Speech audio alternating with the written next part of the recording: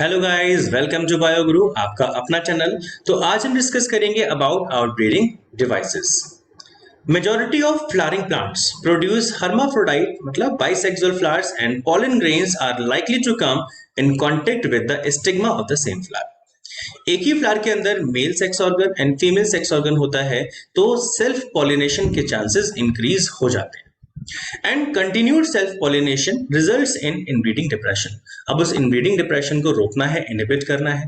Then inbreeding depression को रोकने के लिए, उसे डिस्करेज करने के लिए प्लांट्स कुछ वेज एक्वायर करते हैं, कुछ डिवाइसेस एक्वायर करेंगे, अडेप्ट करेंगे, and this is called outbreeding device. So flowering plants have developed many devices or adaptations or contrivances to discourage self-pollination and to encourage cross-pollination। इसी में आपका एक पहला वे आता है, it is called dichogamy।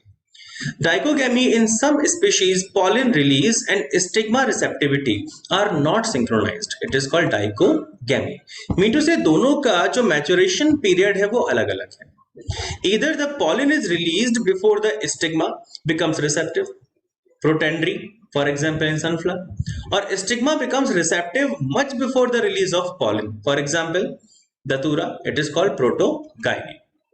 now protandry and protogyny दोनों अलग अलग वेज हैं जो सेल्फ पॉलिनेशन को, ऑटोगैमी को डिस्करेज करेंगे। Next is herkogamy. in some other species the anther and stigma are placed at different positions। इनकी अलग अलग पोजीशंस एंड पोजीशंस की वजह से ये ऑटोगैमी को इनहिबिट करेंगे, so that the pollen cannot come in contact with the stigma of the same flower, it is called hercogamy, for example in hibiscus। both these devices prevent autogamy। and then third device is heterostyly। देखिए heterostyly styles की बात करते हैं, आपने पढ़ा stigma, style and ovary. the third device to prevent inbreeding is the different heights of the styles of the flowers of same species। एक ही species में अलग अलग स्टाइल की लेंथ होती है एंड हाइट होती है, for example in oxalis। and next is self incompatibility। the fourth device to prevent inbreeding is self sterility, self incompatibility, for example abutilon। and next आता है डिक्लाइनिंग। डिक्लाइनिंग का मतलब क्या है कि अगर मान लीजिए मेल फ्लावर अलग है, फीमेल फ्लावर अलग है। This is genetic mechanism which prevents self pollination from fertilising the ovules by inhibiting pollen germination और pollen tube growth in the pistil. Another device to prevent self pollens is the production of unisexual flowers, declining। अब male flower and female flower दोनों अलग अलग है। if both male and female flowers are present on the same plant, लेकिन वो दोनों ही flower एक ही प्लांट पर अवेलेबल हैं, एक ही प्लांट पर प्रेजेंट हैं। Plant such as castor and maize monoecious, it prevents autogamy but not geitonogamy, because geitonogamy क्या था कि एक ही प्लांट के दो अलग अलग फ्लावर्स के बीच में फर्टिलाइजेशन होगा, तो गाइटोनोगैमी को नहीं रोका जा सकता, लेकिन यहां पर आप ऑटोगैमी को इनहिबिट करते हैं। In several species such as papaya, male and female flowers are present on different plants। each plant is either male or female, dioecious। this condition prevents both autogamy or gaetonogamy। इसके बाद आपका new topic आता है, it is pollen pistil interaction, interaction of pollen with the pistil।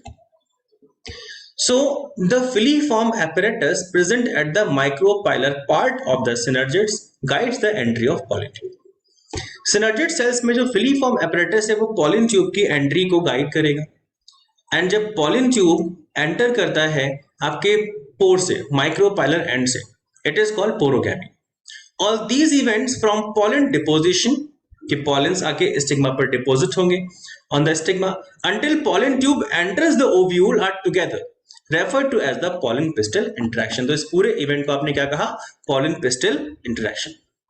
pollen pistil interaction is a dynamic process involving pollen recognition, कि pollen को recognize किया जाए कि कौन सा pollen same species का है, followed by promotion। अब अगर same species है और अगर pollen grain compatible है, उसे promote किया जाएगा, pollen tube form करेगा, और inhibition of the pollen। और अगर कोई pollen grain incompatible है, then उसकी growth को inhibit किया जाता है। You can see in this diagram stigma पर बहुत सारे पॉलन ग्रेन्स हैं, अब वो ग्रो करेंगे, लेकिन जो सेम स्पीशीज का पॉलन ग्रेन है उसे रिकॉग्नाइज किया जाएगा।